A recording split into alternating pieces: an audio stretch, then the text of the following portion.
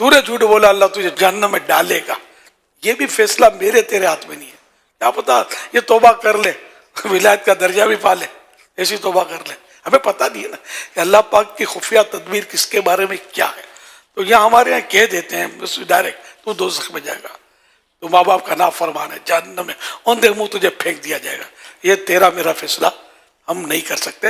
ماں باپ سے ہو سکتا ہے مرنے سے پہلے ایسی معافی مانگ لے کہ بے صاحب اللہ پاک بخش دے. سے واقعات بھی ہیں اس طرح کے کہ کسی نیکی کی وجہ سے، کسی اس نے زن کی وجہ سے اللہ پاک بخش دیتا ہے. اللہ پاک بے نیاز. جیسے ایک حکایت، ایک واقعہ غالباً شرح و صدور میں اس طرح بھی ہے کہ ایک شخص کا آخری وقت آیا، اس کا چچا موت کا وقت آیا، اس کا چچا اس کے سرانے آیا اور اس کو کہا کہ میں تو تجھے پہلے بھی سمجھاتا تھا، نیکیاں کر، گناہوں سے بچ، لیکن نہیں مانا نا تو، دیکھ اب جا رہا ہے تو، سمجھا ہی نہیں تو نے میری بات.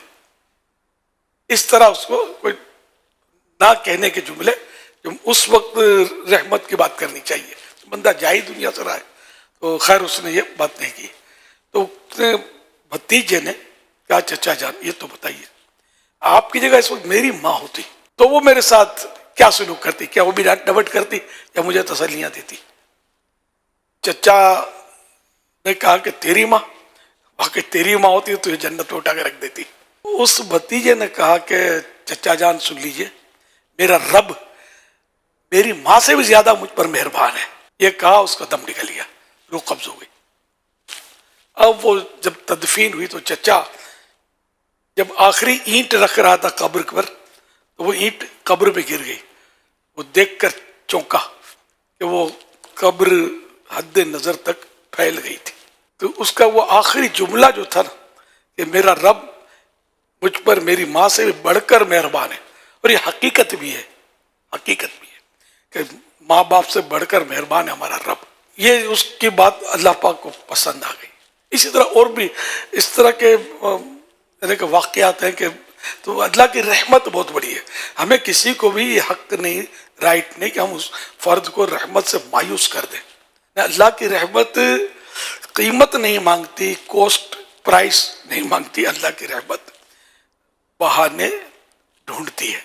تو جس پر اللہ پاک رحمت کرنا چاہے تو اس لیے ہم کسی فرد کے بارے میں چاہے کتنا ہی گناہ گار ہو مسلمان، ہاں غیر مسلم کے بارے میں نہیں کہیں گے کہ یہ ہو سکتا ہے جنت میں چلے، نہیں.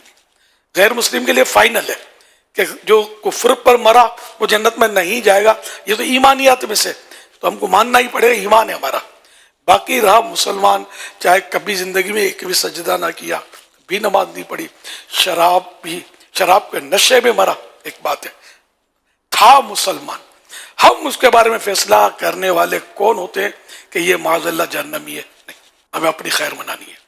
کہ بعض اوقات بڑے سے بڑے نیک بندہ جو نظر آ رہا ہوتا ہے، چھوٹے سے گناہ پر اللہ پاک پکڑ کر چاہے تو اس کو جہنم میں ڈال دے. یہ اس کی مرضی پر ہے، اس کی مشیت پر ہے. اللہ پاک کی خفیہ تدبیر، چھپا فیصلہ ہم میں سے کس کے بارے میں کیا ہے کچھ نہیں کہا جا سکتا.